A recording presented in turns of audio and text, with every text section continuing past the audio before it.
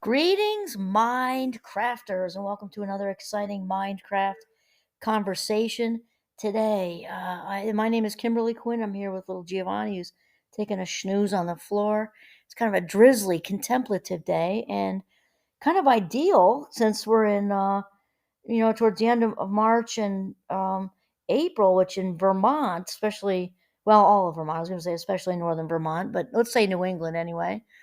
We are very used to cloudy weather in this part of the United States and very used to mud season. And so the last episode, I was chatting about ruts because we get into ruts and we get into ruts because we like to be comfortable, right?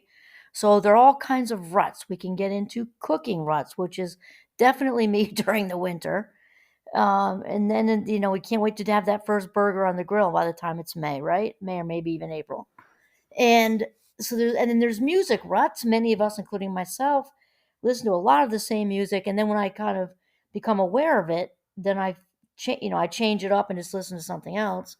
Also, an advantage of having young adults around because you end up listening by default when they're here visiting to all kinds of music, and we can really get in a rut with anything. And specifically, in the last episode, I was talking about getting in a clothes rut, and Wayne Dyer talks about it a lot. Other people talking about it a lot. The 80-20 principle is a thing, not just with Wayne Dyer, and it's a thing in different ways. But the only way we're sort of concerned with now is that 80% of what we have in the house we don't use. 80% of our clothes we don't wear.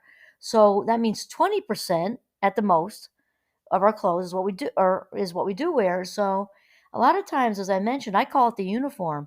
And it's funny because I tease my husband, who looks great. He wears different button-down collars and he wears different kind of vests in the winter, realizing it's just a quick switcheroo sometimes with a shirt underneath a different vest. It's all the same three things are moving around, but it's a uniform. And it's ironic, I guess, because I tease him on occasion, when in reality it's not different for me, especially during the winter.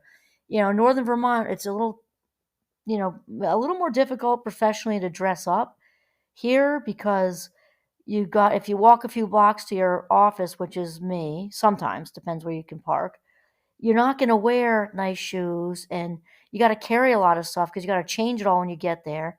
I don't think I've seen a pair of nylons on anybody where I work in a decade. I don't think so. Not during the winter, anyway. During the spring and summer is different. But it's just we have rough weather up here, so it gets very easy to be comfortable, and wear the duck boots and the hikers and everything without making the effort to change into nicer clothes or nicer shoes. Um, we kind of like permanently in LL Bean mode, I guess is what I'm saying.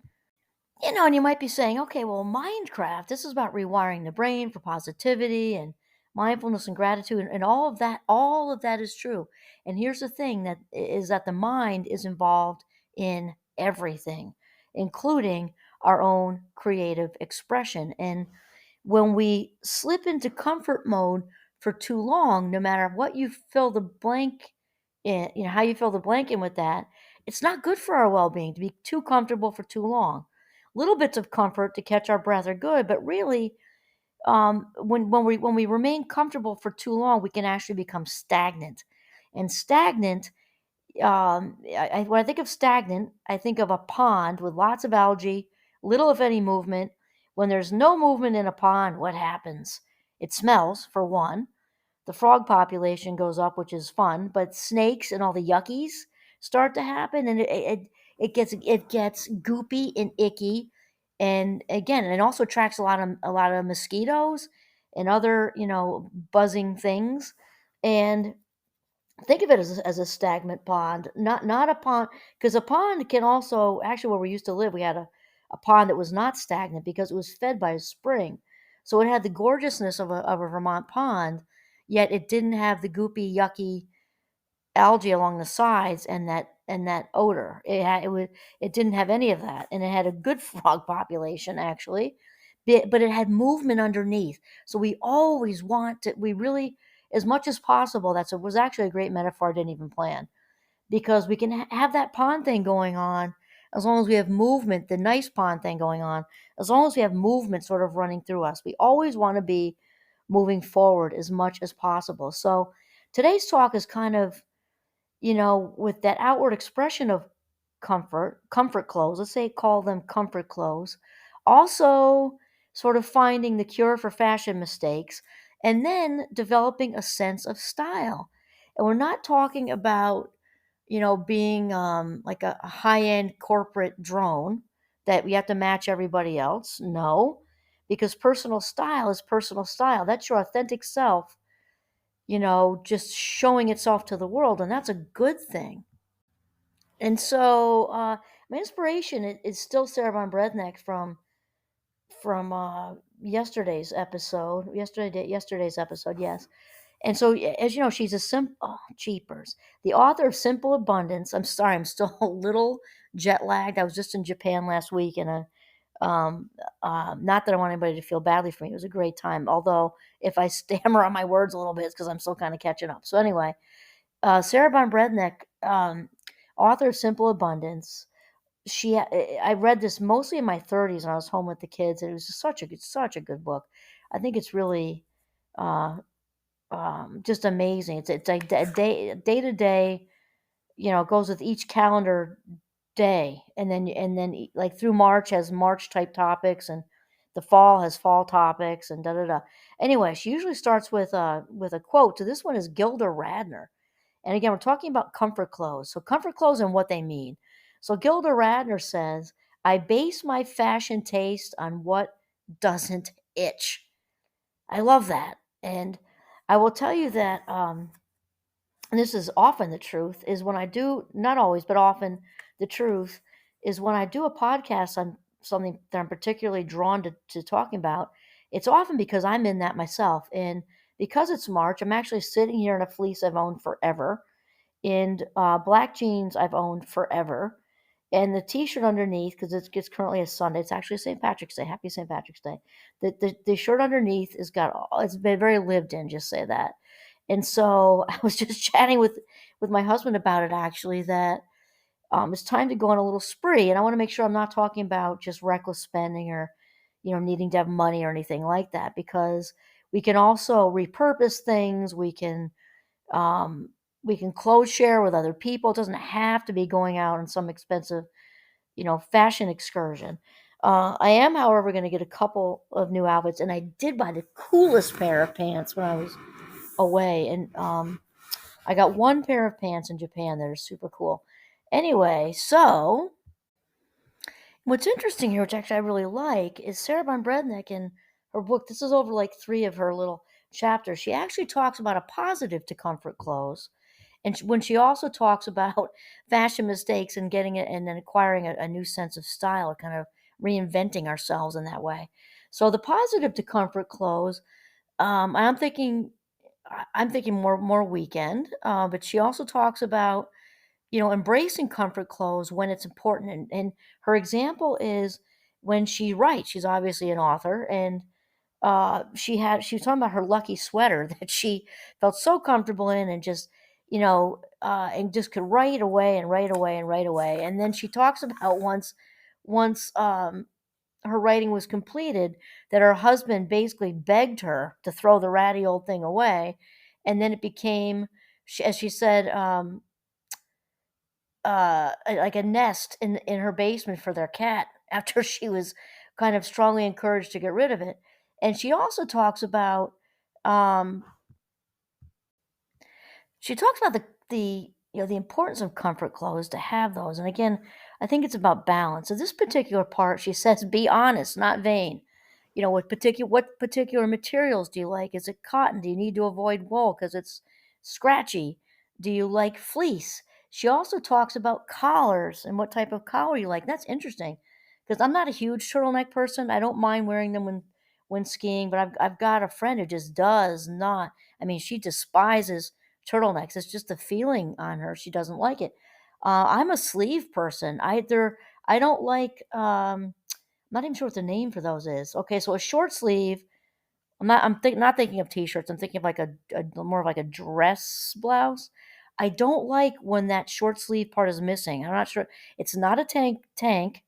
It's not. It's just when the sleeve just cuts off like that. I don't like it.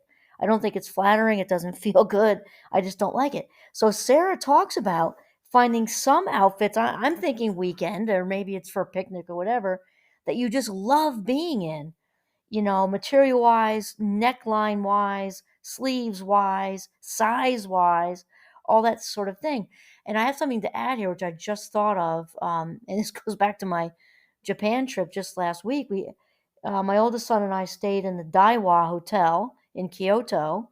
So if you ever get the chance, stay there because of their pajamas.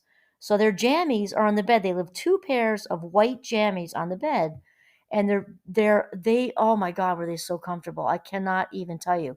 I begged to buy them right before I left, and they told me politely, because their Japanese are very, very polite and respectful. I love the culture. They politely explained to me that lots of people ask that because they're so comfortable and they don't sell them. So everything was there was not a glitch in the whole trip except that one, because I love those jammies so much. And I'll tell you, they were white. They had a Japanese collar line, which just kind of stands up. I don't know how else to explain that. It's a couple inches high, and it just kind of stands up. It had a faded gold trim. You could hardly see it. They're basically all white. Reminded me of my karate gi when I was in high school, a senior in high school, only way thicker. This is the most comfortable, thick cotton ever, and I wish I could have purchased those jammies, because they're absolutely heavenly. So think about something that is just the way I described it, that does that for you for your comfort clothes. And then, now remember the whole balance thing, and then we're going to move on to the part where she talks about fashion mistakes and finding the cure. So I think this is also particularly, sort of apropos for the springtime, at least here in New England. I know spring looks different in other areas of the world, but as we said in the last episode, every country has its own, we all have seasons, even if they don't look exactly the same. The rainy season, or a dust bowl season, or something season. So anyway, she talks about, sort of parting with previous fashion mistakes. And she has a quote here from Nancy Thayer, which says, "It's never too late, in fiction or in life, to revise." And I really, really like that. So we talked about the place for comfort clothes, which again, balance, that well, be up. Obviously, it's up to the individual, but I don't know that we would appreciate comfort clothes as much if we wore them every single day, like that ratty old T-shirt, that ratty old sweatshirt, that ratty old sweater, ratty old jeans. If we wore those every day in the workplace, I don't know that we would look forward to them as much on a Sunday either. So balance, like everything else in life, is typically a very good thing. So she talks about revising your wardrobe to reflect your authenticity. And some of these might be fashion mistakes or mismatches that have caused a ton of clutter in your closet, or they might just be not so much mistakes, but just you haven't cleaned your closet in a couple decades, and maybe even half a century, because if if that was the 70s, then of course, if you wait long enough, everything comes back into style, I suppose. It was a decade of huge collars and bell bottoms and rhinestones and gaudy scarves and headbands and everything else. It might just be time to get rid of some of this stuff. Remember the 80-20 rule, and to really think about, I mean, maybe when we make conscious decisions, because again, we make decisions every day of our lives, obviously. Some are passive and some are active, and I would say probably most of them are passive. When we make passive decisions by thinking we're not deciding at all, then we're deciding. When we leave our closet cluttered, when we leave our drawers cluttered, we're deciding by not dealing with it and all that clutter hurts our heads.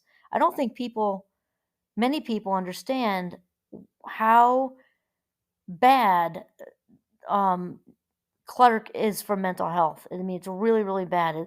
The clutter on the outside causes clutter on the inside, no doubt. And also how good it feels to clear stuff out and either give it away or throw it away, and and well, my rule, and actually I'm going to jump right into my own advice probably next weekend. I just got back and I had to kind of do some work stuff, but next weekend is the weekend I am going on just a throwing bender, a throwing away, giving away bender. And for me, outside of the seasons, obviously, because my rule is if I haven't worn it or used it or loved it or cherished it or whatever for 6 months, it's gone. Now the exceptions to that is because we have 4 seasons. I'm not going to get rid of my good outerwear for skiing, even though it's sometimes might be 5 or 6 months. But basically, in general, even if it has a tag on it, get rid of it, because if you haven't worn it in 6 months, you don't like it that much. It doesn't fit that well. You have hopes that it's going to eventually fit, but it doesn't now. And it's better to just toss it.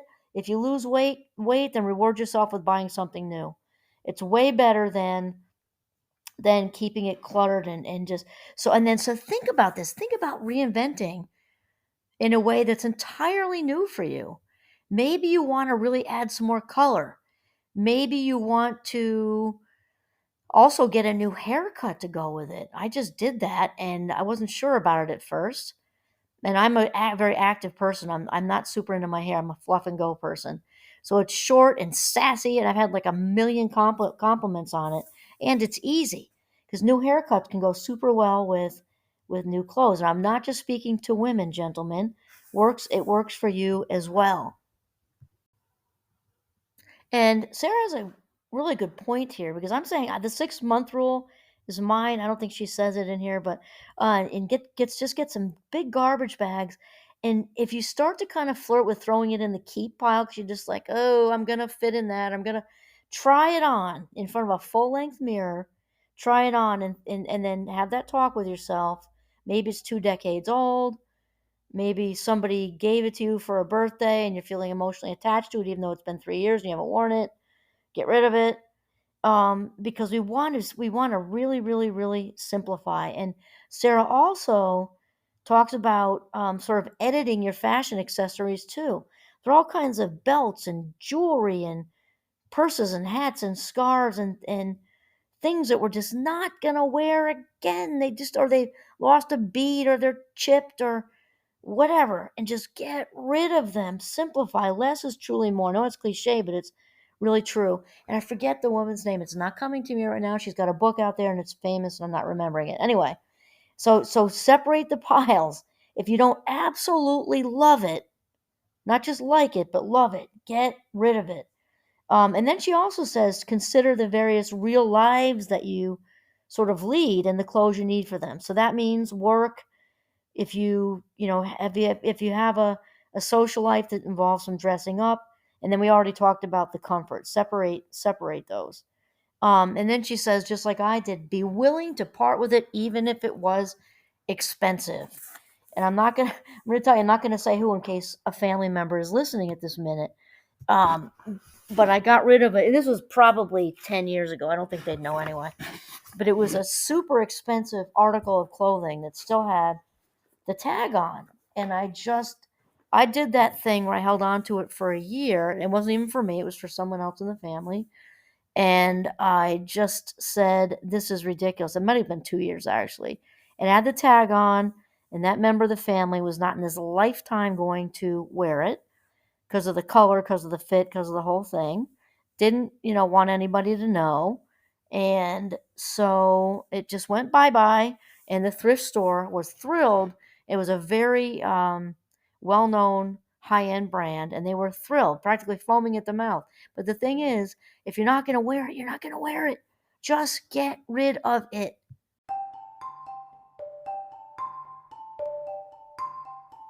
Okay, so now once you've made room, because that is the biggest deal, and before I go on to the last one, which is wrapping up with a sort of developing a sense of style, is Aaron Doughty. I haven't listened to him in a while, but he's one of the podcasters I've listened to for a really long time, and he actually talks about the wardrobe thing as when he talks about it, he's using it as a sort of a vehicle for change in general. But this works for us because he talks about the law of subtraction. Again, you could transfer that to relationships, you could transfer it to other things. But for our purpose, he talks about a walk-in closet that is packed. So if you're trying to invite a new wardrobe, a new sense of style, some new pizzazz into your life, guess what's not going to come if there's no room? Okay, and I'm just going to skip quickly to the relationship one. You can look him up.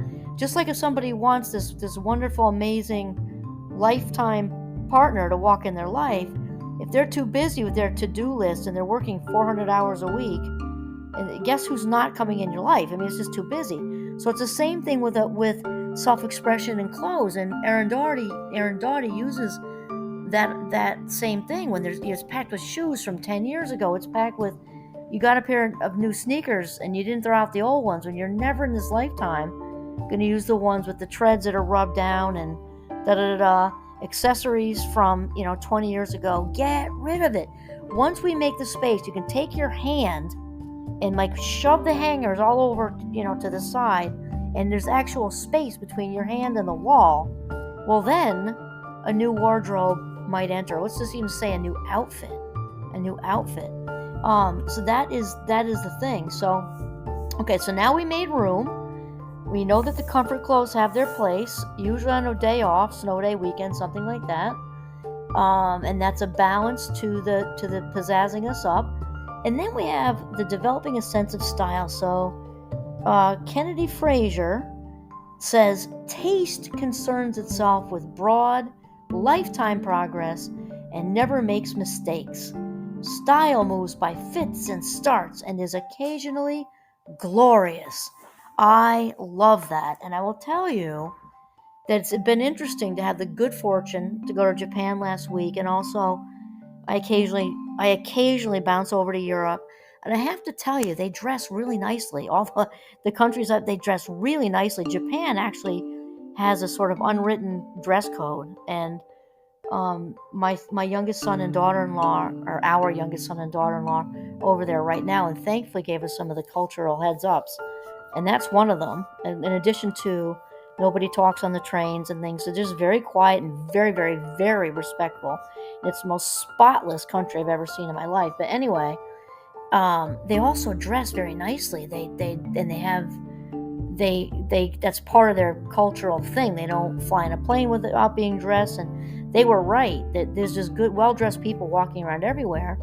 And when I went to visit our daughter in Madrid, we also, because she was at the end of her teaching contract there, we took that last week and bounced over to France, went down to Nice, which is obviously still France, and Monaco, and the majority of people were dressed very, very nicely. And I'll tell you, being surrounded by that had me really want to amp up my own game. I'm just being truthful. And again, I want to make sure I'm not sending the wrong message. It's not about having tons of money and going on this reckless, if you can do that, good for you, but it's not necessary. And in the last episode, I mentioned about my high school friend who made all of her own clothes at 16 years old. And there are all kinds of different ways to spice it up. Thrift stores I know people go to thrift stores now, don't have to, they just want to. They just prefer to. And there are all kinds of ways to, and also repurposing things and da-da-da-da-da. But let me tell you, when I amped it up a little bit over there, how good I felt. I felt really, really good. And the clothes, I didn't go to Gucci. I got some cute capris and a brand new pair of sandals, just a regular price sandals, and a cute little blouse and some new earrings. I felt like $1 million. And so the self-expression thing, changing it up, really does have to do, is part of our well-being, because how we present ourselves out in the world, and it's not, I want to make sure I'm not sending anybody backwards. It doesn't mean that we're getting our external approval that way. We don't want that. We're not saying do things for other people and impress them. That's not what I'm saying. I'm saying that when we express ourselves authentically with creative expression, it just feels really, really good. And like Sarah von Brednek said in, I think the last one, is that there's a conversation that starts even without the words. Just like my friend Julie in high school, you just knew she was this interesting, artistic person because she wore it all over the place. And so I think it can be super fun to just, especially at this time of year, I think it's just really fun to add some color, add some pizzazz, change it up. Whatever you usually do, stop doing that and do something different. And really, and dig into your own, innermost creative, authentic self, and let the world see it. So, okay, that is part 2 of get out of your clothes rut and express. It's not really developing your own style, but it's more like letting it out. Your authentic self's already there. Just let her or him shine. Express yourself outwardly. This is Kimberly Quinn and Giovanni signing off from the beautiful, very wet northern Vermont. Have a mindful, creative day of self-expression.